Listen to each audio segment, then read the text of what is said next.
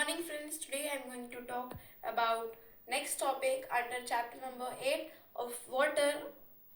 We are going to start next topic, that is water is a superior to another solvent. So let us see, water is a universal solvent. We all know that it is a universal solvent that can make, because water is having less density and also having a large intermolecular space between them, so that the molecules may get adjusted in it and then dissolve in it, and we will see that this is invisible. So like this is a beaker, and in the water we have taken water molecules. So this is how the arrangement of molecules are there in water, and some spaces are also provided here to the molecules which enter in the water.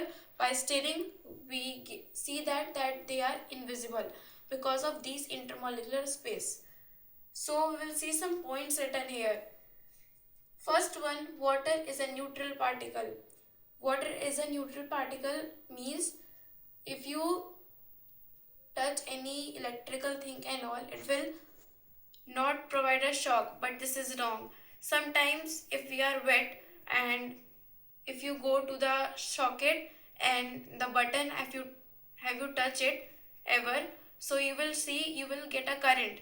Because of, we will see some points here, then I will tell you why it is happening.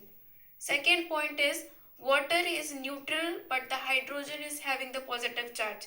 So water is composed of H2O, both hydrogen and oxygen, and in these water we see that hydrogen and oxygen both lose their properties here, because hydrogen has the property to burn, but in the water, in the presence of water, it does not burn. We have seen the electrolysis of water, in which one side we have seen cathode and anode, in which hydrogen and oxygen are there. Through the different parts of anode and cathode they are removing, but in the presence of water, because in the presence of water hydrogen do not explode, but in the presence of air and moisture it explode. So in the water hydrogen is there which is carrying the positive charge.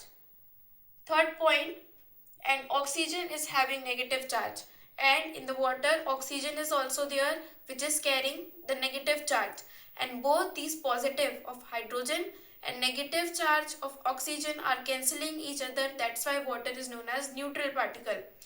But you have ever seen that if you touch, you have a wet hand, and if you touch a socket, it gives you shock because of it is having a charge, but by cancelling it we are getting the neutral particle, because of it we get the shock. So here this is the water molecule H2O, in which hydrogen is always carrying the positive charge and oxygen is carrying the negative charge, and both are cancelling each other, and that's why water is a neutral particle. So I hope you understood this topic. In next video we will discuss about more topics. Thank you.